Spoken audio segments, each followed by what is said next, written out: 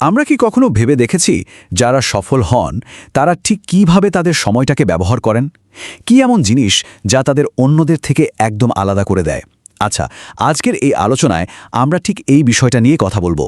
DXN star diamond Sadman Hossain ইমনের একটা দারুণ উপস্থাপনা থেকে আমরা দেখব কিভাবে সময় সঠিক ব্যবহার করে একটা অসাধারণ ভবিষ্যৎ আর লিগেসি তৈরি করা সম্ভব।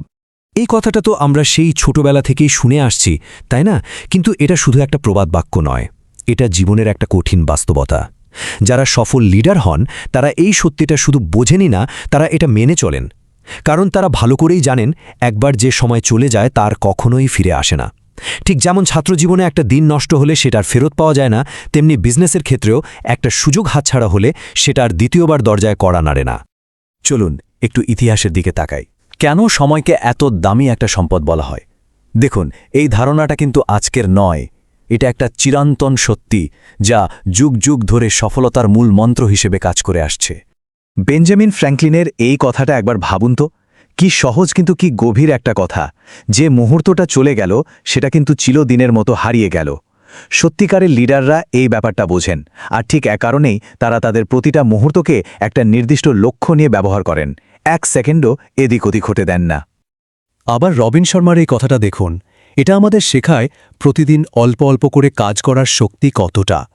প্রতিদিনের এই ছোট ছোট পদক্ষেপগুলো হয়তো শুরুতে তেমন বড় কিছু মনে হয় না, কিন্তু সময়ের সাথে সাথে এগুলোই একসাথে হয়ে একটা বিশাল সাফল্য তৈরি করে। এটাকে বলে কম্পাউন্ডিং এফেক্ট, আর এটাই সাফল্যের মূল রহস্য। এখন সবচেয়ে বড় প্রশ্নটা হলো, এই যে এত জ্ঞানের কথা আমরা শুনলাম, এগুলোকে নিজের জীবনে আর ব্যবসায় কাজে লাগাবো কিভাবে? কারণ আসল সত্যিটা হলো, আমাদের আজকের প্রত্যেকটা কাজ, প্রত্যেকটা সিদ্ধান্তই কিন্তু আমাদের ভবিষ্যৎটা তৈরি করছে। এই স্লাইডটা কিন্তু আমাদের সামনে দুটো পথ পরিষ্কার করে দিয়েছে। দেখুন, একদিকে সময় নষ্ট করা মানে কিন্তু শুধু এক জায়গায় থেমে থাকা নয়, এর মানে হলো সাফল্যের দৌড়ে পিছিয়ে পড়া। আর অন্যদিকে সময়ের সঠিক ব্যবহার মানেই হলো একটু একটু করে সাফল্যের দিকে এগিয়ে যাওয়া। এখানে কিন্তু মাঝামাঝি থাকার কোনো অপশন নেই। তো এখন কথা হলো, কিভাবে প্রতিদিন ছোট ছোট কাজের মাধ্যমে একজন সফল লিডার হয়ে ওঠা যায়। চলুন তত্ত্ব থেকে এবার সরাসরি অ্যাকশনে যাওয়া যাক। এমন একটা সুস্পষ্ট পরিকল্পনা যা যে কেউ চাইলেই আজ থেকেই শুরু করতে পারে। এই 4টা কাজই হলো একজন লিডারের প্রতিদিনের রুটিন। প্রথমত, নিজের স্কিল বাড়ানো। হতে পারে সেটা একটা বইয়ের 10টা পাতা পড়া বা কোনো নতুন স্কিলের উপর একটা ভিডিও দেখা। দ্বিতীয়ত, প্রতিদিন অন্তত একজন নতুন মানুষকে এই দারুণ সুযোগটার কথা জানানো। তৃতীয়ত, নিজের টিমের সাথে কানেক্টেড থাকা, তাদের খোঁজ খবর নেওয়া। আর সবথেকে গুরুত্বপূর্ণ চতুর্থ ধাপটা হলো অ্যাকশন নেওয়া, মানে শুধু পরিকল্পনা না করে কাজে নেমে পড়া।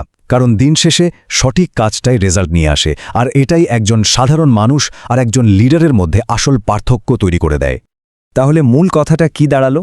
সাফল্য কিন্তু একদিনে আসে না, এটা কোনো জাদুর মতো ব্যাপার নয়, বরং এটা হলো প্রতিদিনের ছোট ছোট সঠিক কাজ, সঠিক সিদ্ধান্ত আর সময়ের একদম সঠিক ব্যবহারের ফলাফল। আজকের প্রত্যেকটা মুহূর্তের সঠিক ব্যবহারে কিন্তু আগামী দিনের একজন সফল লিডারের ভিত তৈরি করে দিচ্ছে। এখন আর ভবিষ্যতের কথা ভেবে বসে থাকার সময় নেই। এখন সময় হলো বর্তমানে ঝাঁপিয়ে পড়ার। সাফল্যের জার্নিটা কিন্তু কালকে থেকে শুরু করব বা পরশু থেকে শুরু করব বলে অপেক্ষা করে না। সেই জার্নিটা শুরু করতে হবে আজ, ঠিক এই মুহূর্তে থেকেই। আর এই স্লাইডটাই আমাদের মূল বার্তা। আর কোনো অজুহাত নয়, আর কোনো অপেক্ষা নয়। নিজের সাফল্যের লাগামটা নিজের হাতেই নিতে হবে। আজই শুরু করুন, এখনই শুরু করুন। কারণ আপনার ভবিষ্যৎ আপনার আজকের সিদ্ধান্তের উপরেই নির্ভর করছে। আপনার সফলতার যাত্রা শুরু হোক আজ থেকেই।